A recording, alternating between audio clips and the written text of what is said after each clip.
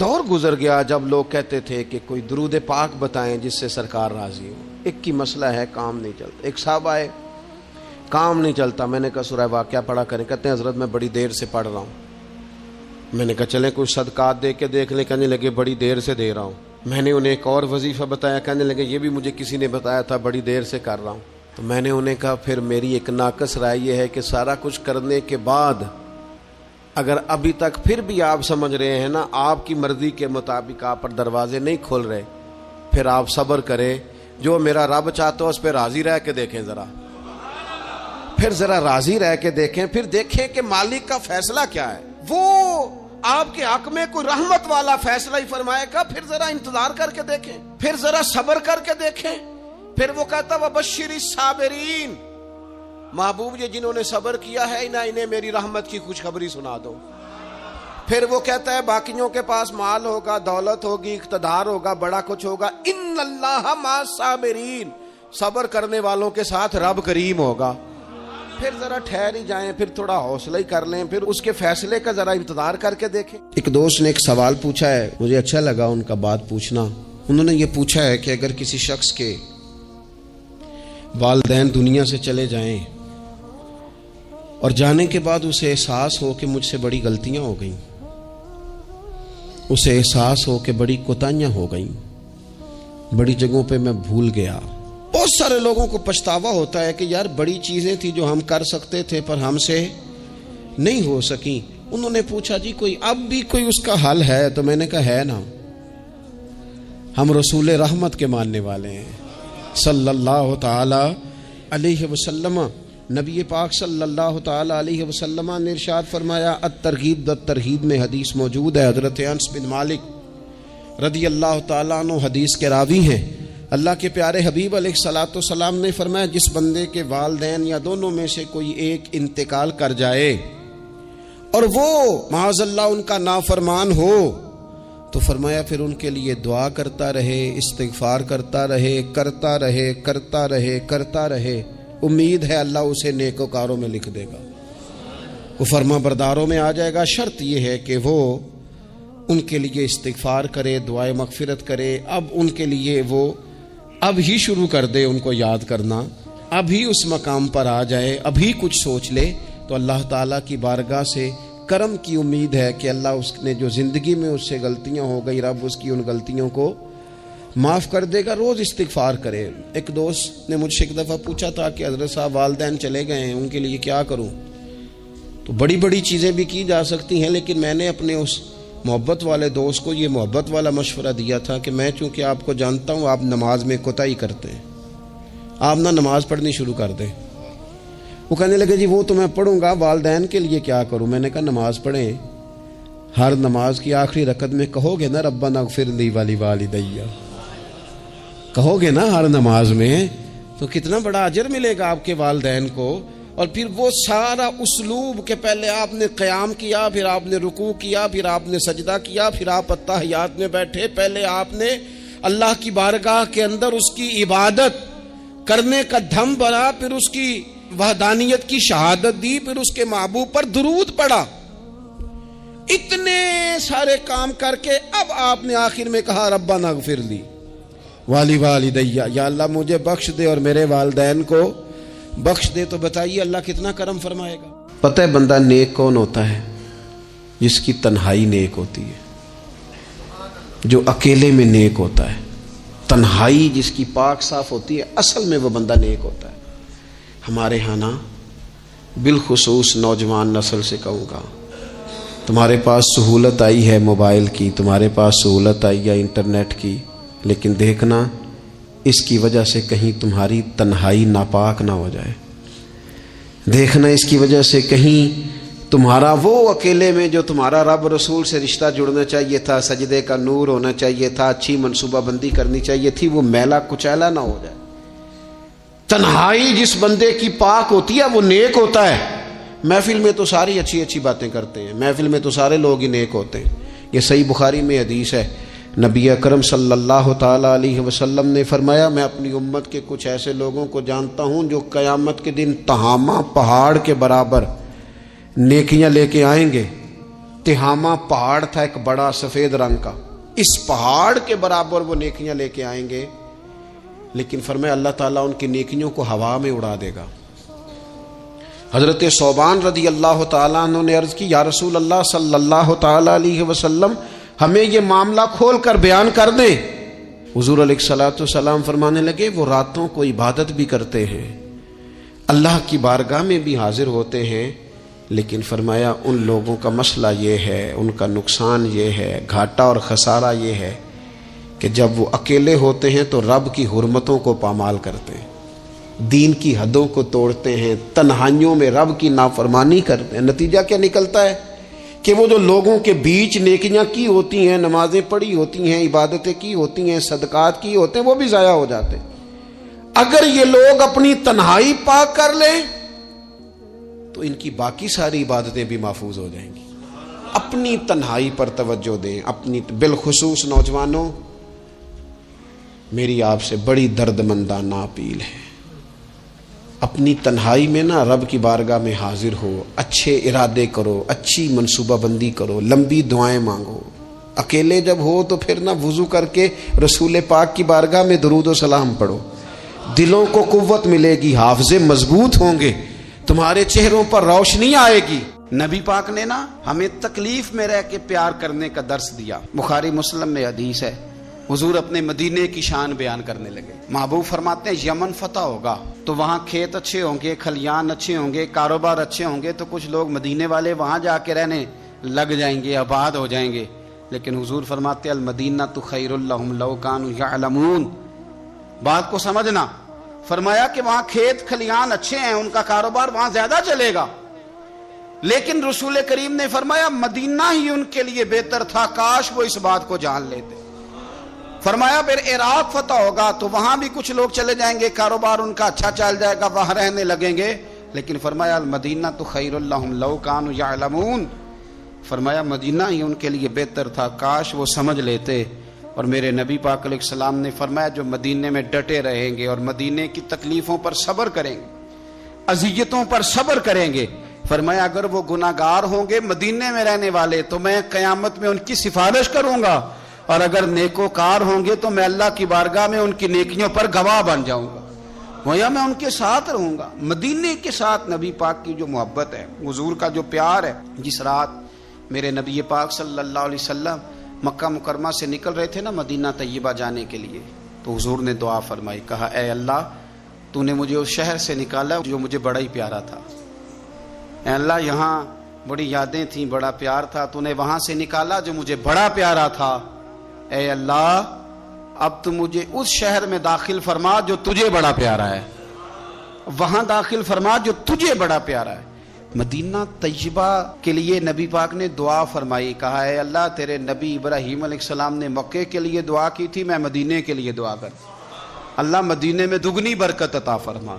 अल्लाह के महबूब अलैहिस्सलाम की खास दिलचस्पियां मदीना तैयबा के साथ। बंदा जब अपने घर वापस लौट के आता है तो शौक होता है जरा जल्दी से ना घर पहुंच जाऊं, जरा थोड़ा जल्दी चला जाऊं।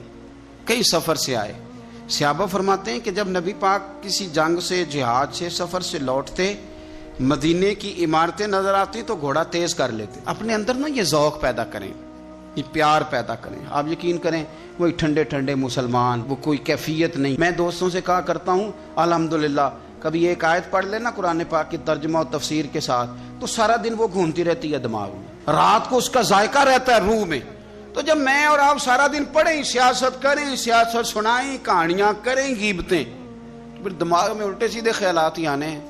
तो अगर सुबह उठते ही सबसे पहले मदीने वाले की एक नात सुनी जाए और शाम को सोते वक्त भी एक नात सुनी जाए, तो अगर ये ज़ौक़ बना लिया जाए तो इंशाल्लाह रात को भी आपको ना मदीना ही नजर आएगा। इंशाल्लाह ख्वाब में भी आप टिकटिंग करा रहे होंगे, आप वीजा ही लगवा रहे होंगे, लेकिन शर्त यह है कि वो कैफियत हो, वो प्रेम हो, वो प्यार हो। जो बंदा जानबूझ के कर्जा ले, जानबूझ के कर्जा लेने से मुराद क्या है? शोहरत के लिए, दिखावे के लिए, ज्यादा खर्चे करने के लिए, महंगी शादी करने के लिए जो बंदा कर्जा ले, उसके बारे में पता है रसूल करीम सल्लल्लाहु ताला अलैहि वसल्लम ने क्या फरमाया? महबूब फरमाने लगे, ये अल मुस्तदरक में मौजूद है, ذرا لفظ دیکھیے گا حدیث کے. حضور فرمانے لگے میں کفر اور قرض سے اللہ کی پناہ مانگتا ہوں. میں کہہ چکا ہوں کہ شارحین حدیث نے لکھا یہ وہ والا قرض ہے جو بندے نے شہرت کے لیے لیا, خرچے بڑھانے کے لیے لیا, مہنگی شادی کرنے کے لیے, دکھاوے کے لیے کام کرنے کو لیا, مجبور نہیں تھا, جان بوجھ کے لیا. حضور فرمانے لگے میں کفر اور قرض سے اللہ کی پناہ مانگتا ہوں. تو صحابی نے عرض کی یا رسول اللہ آپ قرض اور کفر کو برابر کر رہے ہیں, ایک جگہ ذکر فرما رہے ہیں؟ تو حضور نے فرمایا ہاں میں ایک جگہ ذکر کر رہا ہوں, میں ان دونوں کا ذکر اکٹھا کر رہا ہوں, کفر اور قرض. اتنی بڑی بات, اعتدال میں رہیں. کبھی زندگی میں کوئی منصب مل جائے نا, منصب, تو اس منصب کو اپنی زندگی میں بگاڑ کا سبب نہیں کرنا. یہ جو ہمارے استاد ہوتے ہیں نا, الف با تا سا پڑھانے والے, اور شروع میں اسکول میں پرائمری پڑھانے والے, آپ پی ایچ ڈی بھی کر جائیں نا, استاد میٹرک ہے, آپ پی ایچ ڈی بھی کر جائیں تو استاد نے پھر بھی استاد ہی رہنا ہے. ہمیں نہ ذرا کوئی منصب ملتا ہے نا ذرا, یعنی جو کل کو تنقید کر رہے ہوتے ہیں نا حکومت کچھ نہیں کر رہی, جب انہیں حکومت ملتی ہے نا پھر ان کو پتہ چلتا ہے اوہو کچھ ہو ہی نہیں سکتا, خزانہ ہی خالی ہے, حالات ہی خراب ہے, پچھلوں نے کچھ نہیں کیا. بھئی آپ کو منصب ملا, آپ بدل گئے. آپ تو کہہ رہے تھے یہ پیچھے ہٹیں, یہ نکمے, ہم آئیں گے تو کمال ہو جائے گا. اب کمال کر کے دکھائیں. اب نکموں کا رونا کیوں روتے ہیں؟ منصب لوگوں کو ملتا ہے تو لوگوں کے پاس پیسے آتے ہیں تو پھر ان کو غریب بندہ ہی کو نہیں نظر آتا. جس کے پاس گاڑی ہو وہ کبھی نہیں کہے گا آپ سے کہ یار گجرانوالہ کرایہ بڑا ہو گیا ہے, کبھی نہیں کہے گا, کیونکہ اس کا مسئلہ پٹرول ہے, اس کا مسئلہ کرایہ نہیں ہے. ہوتا یہ ہے کہ منصب ملتا ہے تو لوگوں کی طبیعت میں بگاڑ آ جاتا ہے. کوئی تو ہو نا جو آپ کو کہے وہ ادھر آئے نا, اس میں بھی ایک لذت ہے. اگر انسان کے منصب نے اس میں بگاڑ پیدا, ہمارے منصب ہماری طبیعتوں میں, بڑا ظالم نہیں جو اپنی اماں کو بھی کہتا ہے کہ میں حضرت ہوں, میں ٹیچر ہوں, میں مالدار ہوں, ابا جی کو بھی کہتا ہے. آپ کچھ بھی ہو جائیں, کہیں بھی چلے جائیں, وقت کے محدث اعظم بھی ہو جائیں, جنت پھر بھی ماں کے قدموں کے نیچے ہی ہے. کیسے ادھر ادھر ہو سکتے ہیں آپ؟ اپنے مناسب کو کبھی بگاڑ کا سبب نہ بنائیں.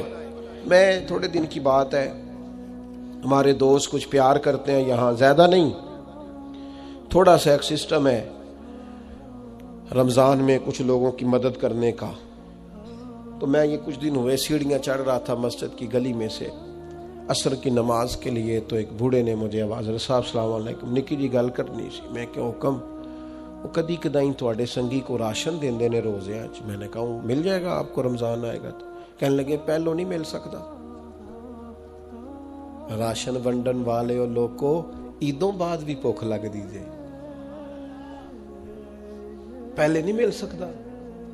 تو میں ان کا بازو تھام کے کونے میں لے گیا. میں نے کہا خیر ہے, وہ ایسا آدمی نہیں ہے کہ روایتی ہو, روایتی بندے کا پتہ چل جاتا ہے. میں نے کہا خیر ہے. کہنے لگے منڈا 40,000 کماندا ہے تے 34,000 تے گیس دا بل آ گیا. تے میں جنی واری راتی اٹھیا نا او دے کمرے دی بتی بلدی سی پئی, آندا تے نہیں بیچارا تکلیف ہے. تو میں انہوں آکھیا پتر راشن آ جانا ہے, تو با بل دا کچھ ہیلا کر. تو میں کیا حضرت صاحب نو آکھاں گا کہ انہیں سنگیاں نو آکھن, دوست منصب ملے ہیں تو ہمیں بھول ہی گیا ہے, دائیں بائیں ہمیں یاد ہی نہیں رہا.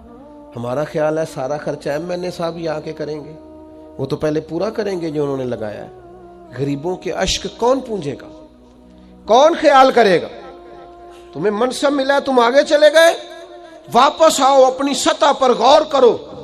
آج شب برات کی نورانی رات میں آپ سے عرض کروں گا, میرا مالک بڑا راضی ہوتا ہے جب غریب کے آنسو پوچھے جاتے ہیں. اللہ بڑا راضی ہوتا ہے جب بھوکے کو روٹی کھلائی جاتی ہے. میرے مرشد کریم غوث پاک فرماتے ہیں میں نے 50 سال دین پڑھایا ہے, میں اس نتیجے پہ پہنچا ہوں رب سب سے جلدی اس وقت راضی ہوتا ہے جب تم بھوکے کو کھانا کھلاتے ہو. اللہ اس وقت راضی ہوتا ہے. اپنے آپ کو بہت بڑا نہ سمجھ لو یار, آؤ تھوڑی تھوڑی کر کے مدد کریں لوگوں کی, اور اپنے اپنے تحت کر لو, اپنے اپنے گلی محلے میں کر لو, اپنے اپنے ہاتھ سے کر لو, لیکن بھولنا چھوڑ دو. ہم بھول جاتے ہیں. وہ ذرا پیسے آتے ہیں تو لوگ گاؤں کی رہائش ہی چھوڑ دیتے ہیں, وہ جا کے کسی سوسائٹی میں گھر بنا لیتے ہیں, انہیں پھر غریب نظر ہی کوئی نہیں آتا. وہ ادھر رہے ہیں تو انہیں نظر آئے نا. حضرت عمر کا دور خلافت تھا. کنز العمال میں روایت ہے, میں یہ روایت 100 دفعہ پڑھی ہوگی میں نے, بڑی بڑی پرانی ہے اور رج کے پڑھتا ہوں. کچھ چیزیں بندہ اپنے لیے نہیں پڑھتا. مال غنیمت کا اونٹ گم ہو گیا تو حضرت عمر تلاش کر رہے ہیں, کبھی بھاگ کے ادھر جاتے ہیں, کبھی ادھر جاتے ہیں, کبھی دائیں کبھی بائیں ڈھونڈتے ہیں مال غنیمت کا اونٹ مل جائے. تو ایک شخص نے سیدنا فاروق رضی اللہ عنہ کی عالی مرتبت خدمت میں, حضور کدھر بھاگ رہے ہیں؟ فرمایا وہ مال غنیمت کا اونٹ گم ہو گیا ہے. تو عام سی بات تھی, لوگ کہتے نہیں کسی منڈے نو آگ چھڑو, کسی بچے نو کہہ دیو. تو فوراً کہا جناب کسی غلام کو کہہ دیتے. تو حضرت عمر ٹھہر گئے, رخ پیچھے کیا اور پھر ڈبڈباتی آنکھوں سے آنسو چھلکے فرمانے لگے تمہیں خطاب کے بیٹے عمر سے بڑا غلام کو نظر آتا ہے؟ میں بھی تو غلام ہی ہوں نا, میں بھی تو غلام ہوں, غلام ہی ڈھونڈ رہا ہے. میں اور کسی کو کیا غلام سمجھوں, میں بھی تو غلام ہی ہوں. 24 لاکھ مربع میل کا حکمران اور فرما بردار ایسے کہ عمر اشارہ کریں تو لوگ جانے ہتھیلیوں پہ رکھ کے آ جائیں, پر وہ فرماتے ہیں غلام ہی تو ہوں, میں غلام ہی ہوں. میرے دوست, منصب ملے ہیں تو ہم بڑی چیزیں بھولتے جا رہے ہیں. منصب ملنے پر چیزوں کو نہیں بھلائیں, لوگوں کا خیال کریں. حضرت عبداللہ ابن عمر ایک اونٹنی پہ بیٹھے تھے, اونٹنی بڑی پیاری لگی, بڑی خوبصورت تھی, بڑی بہترین تھی, بڑی صاف ستھری تھی. تو 2-3 دفعہ اپنے غلام سے کہا یار بڑی پیاری ہے, بڑی خوبصورت ہے, دیکھو اس کا چلنے کا انداز کتنا نرالا ہے. آج کل بھی ڈرائیور گاڑی چلاتے ہیں تو کہتے ہیں بڑی ہلکی پھلکی ہے جی, بریکیں بھی بڑی ٹھیک ہیں جی اس کی, فلاں معاملہ بھی اس کا بڑا صحیح ہے. وہ اتنی پسند آئی اونٹنی تو اونٹنی سے اترتے ہی فوراً کہنے لگے اس کو نشان لگا کے قربانی کے جانوروں میں چھوڑ دو, یہ زیادہ پیاری ہے, اسے رب کے رستے میں خیرات کریں گے. کیوں؟ ایک باریک نقطہ صوفیاء نے بیان کیا ہے. اللہ کے نیک بندے کہتے ہیں کسی جگہ بھی تمہارا دل اللہ رسول کے مقابلے میں الجھنا نہیں چاہیے. کوئی ایسی چیز جو رکاوٹ بن رہی ہو, رکاوٹ, وہ کیا کہتے ہیں کچرا آ گیا ہے, اس کچرے کو لوگ ٹھیک نہیں کرتے, کہتے نکال دو تاکہ معاملہ صحیح رہے. ایک چھوٹا سا باریک سا ہلکا سا دھاگے کی طرح کا ایک ٹکڑا اگر کسی وقت گوشت کا آپ کے دانت میں الجھ جائے نا, وہ سارا ذائقہ تباہ کر دیتا ہے. لوگ مختلف چیزیں لے کے خلال کرتے ہیں دانتوں کا تاکہ وہ نکل جائے, کیونکہ ذرا سی بھی چیز اگر کسی جگہ رکاوٹ بن جائے نا, آپ بڑا بہترین کھانا کھا رہے تھے, زبردست غذا آپ کھا رہے تھے, ایک صرف اس میں نا ہلکا سا دانہ ایسا ہے جو سخت تھا, کچرا آ گیا, روڑا آ گیا, تو وہ سارے کھانے کا ذائقہ تباہ کر دیتا ہے. بعض لوگ ایسے ہوتے ہیں کہ ایک بال نکل آئے نا کبھی کھانے میں سے تو کھانا چھوڑ دیتے ہیں, کہتے ہیں یار یہ سارا ذائقہ خراب ہو گیا. ہمارے ساتھ یہ ہوا ہے, یہ تو ہے نا دنیاوی معاملات, اسی طرح کا مسئلہ روحانی زندگی میں ہوتا ہے. کئی دفعہ نا ہم ماننے کو تیار نہیں ہوتے, لیکن ہمارے اوپر دولت کی محبت پوری طرح سوار ہوتی ہے, وہ سجدے میں ذوق آنے نہیں دیتی.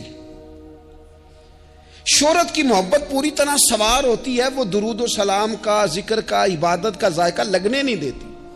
وہ جو کہا تھا نا والذین آمنوا اشد حبا للہ, ایمان والے سب سے بڑھ کر اللہ سے پیار کرتے ہیں, سب سے بڑھ کر رسول اللہ صلی اللہ علیہ وسلم سے محبت کرتے ہیں. کیوں کہا گیا تھا؟ اس لیے کہ ان محبتوں کے مقابلے میں ذرا بھی کوئی اور محبت آتی ہے روحانی ذائقہ خراب کر دیتی ہے.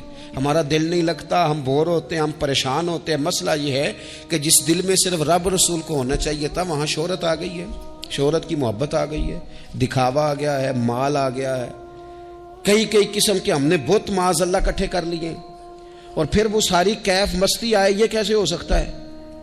حضرت عبداللہ ابن عمر رضی اللہ تعالی عنہ کے پاس ایک گدھا تھا. ہم پنجابی میں تو کہا کرتے تھے کہ بڑا ساؤ جانور ہے, بڑا دھیما ہے, بڑا اچھا ہے, سواری بھی کرتے تھے اس پہ, اس پر بوجھ بھی رکھتے تھے, اور بھی کئی کام, جانوروں کا چارہ بھی اس پہ رکھ کے لایا جاتا تھا. بہت سارے لوگ اس کی تعریف کرتے تھے کہ ظاہر ہے اس وقت یہ جانور ہر گھر کی ضرورت ہوتے تھے, لوگوں نے بڑی تعریف کی کہ جناب یہ گدھا بڑا اچھا ہے، بڑا عمدہ ہے۔ اب بعض چیزیں ایسی ہوتی ہیں جن سے دل لگ جاتا ہے۔ کچھ نوجوانوں نے گھروں میں بلی رکھی ہوتی ہے، گھوڑا رکھا ہوتا ہے، جانور رکھے ہوتے ہیں، ان کی پوری توجہ انہماک۔ ہم دیکھتے تھے دیہاتوں میں کہ بزرگ اگر کہیں چلے جاتے تھے سفر پہ تو وہاں سے بھی پیغام بھیجتے تھے کہ گائے کو چارہ ڈالا کہ نہیں، بھینس کو نکالا کہ نہیں، تم نے باڑے سے دھوپ چھاؤں کا خیال کیا کہ نہیں۔ وہ چیز ذہن میں آ جاتی تھی۔ حضرت عبداللہ ابن عمر رضی اللہ تعالیٰ عنہ وہ گدھا چونکہ بڑا پیارا تھا، بڑا اچھا جانور تھا اور بڑے کام کرتا تھا، بہت سارے معاملات گھر کے اور کھیتی باڑی کے اس کے ذمے تھے، تو گھر والے بھی کہتے کہ اس جانور کی وجہ سے بڑی خیر ہے، بڑے کام ہو جاتے ہیں، آپ کا بھی خیال تھا۔ حضرت عبداللہ ابن عمر ایک دن گھوڑے سے نیچے اترے یا اس گدھے سے نیچے اترے تو خادم کو بلا کے کہنے لگے اسے لے جاؤ اور بیچ کے پیسے اللہ کے رستے میں خیرات کر دو۔ اب وہ خادم کا بھی اس سے دل لگ گیا تھا، جانور گھر میں ہوتا ہے دلچسپی ہو جاتی، کہنے لگا حضور وہ سارا محلہ تو اس کی تعریف کرتا ہے، سارے خاندان والے تو اس جانور سے دلچسپی رکھتے ہیں اور آپ بیچ رہے ہیں۔ آپ فرمانے لگے جس طرح سب کا دل اس کی طرف ہے نا کہ اچھا جانور ہے، میرا بھی ہو گیا ہے، لیکن میں اپنے دل کو سوائے رب اور رسول کے کسی اور طرف ہوتا دیکھ نہیں سکتا۔ اعظم بلا سے اپنی وہ ہستی ہی کیوں نہ ہو، اعظم بلا سے اپنی وہ ہستی ہی کیوں نہ ہو، جو چیز اس کی راہ میں حائل ہو پھونک دو، جلا دو ایسی ساری چیزیں جو ان کے راستے میں آتی ہیں۔